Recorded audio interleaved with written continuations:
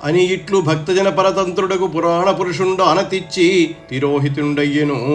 అయ్యదితియు కృతకృత్యయై సంతోషమున తన మనోవల్లభుండకు కశ్యపును ఆశ్రయించి సేవించుచుండే. అంత ఒక్క దినంబున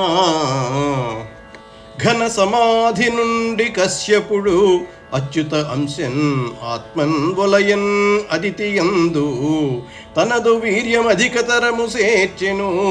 గాలిసికిని దారువందు చేర్చినట్లు ఇట్లు కశ్యప చిరతర తపస్సంభృత వీర్య ప్రతిష్ఠిత గర్భయై సురల తల్లి ఉల్లంబున ఉల్లసించుచునుండే. పై విధంగా భక్తజన విధేయుడైన నారాయణుడు సెలవిచ్చి మాయమయ్యాడు. కృతార్థురాలైన అదితి సంతోషంతో తన ప్రాణవల్లభుడైన కశ్యప ప్రజాపతిని సేవింపసాగింది. అటు తరువాత ఒకనాడు తపస్సులో ఉండిన కశ్యపునిలో విష్ణువు తేజస్సు ప్రవేశించింది. వాయువు కొయ్యలో అగ్నిని చేర్చిన విధంగా కశ్యపుడు చాలా కాలంగా మహాతపో విశేషంతో సంపాదించిన శక్తితో అతిథి గర్భాన్ని ధరించింది. ఆమె మనస్సు చాలా ఉల్లాసాన్ని పొందింది.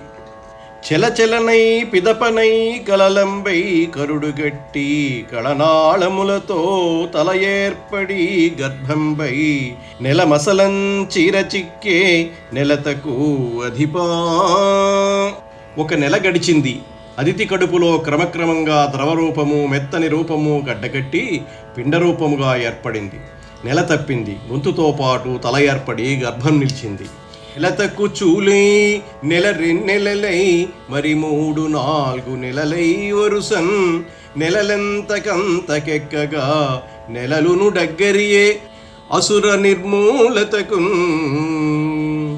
అదితి చూలాలై తరువాత వరుసగా 1, 2, 3, 4 నెలలు గడిచాయి. క్రమంగా నెలలు పెరిగాయి. దానితో పాటు రాక్షసులు నాశనం కావడానికి కూడా నెలలు సమీపించాయి. మహితతర మేఘమాలా పిహితాయుత చండభాను బింబ ప్రభతో విహితాంగంబుల కశ్యపు గృహిణీ గర్భమున శిశువు క్రీడించెన్ రూపా.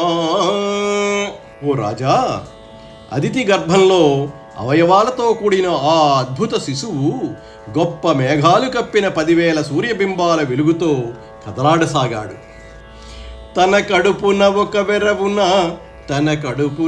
వెరవున వనరుహ గర్భాండ భాండవనధిచయంబుల్ గొనకొని జగముల నిడుకొని తనుగతి కడునడగి మడిగి తనరెన్ బెడగై.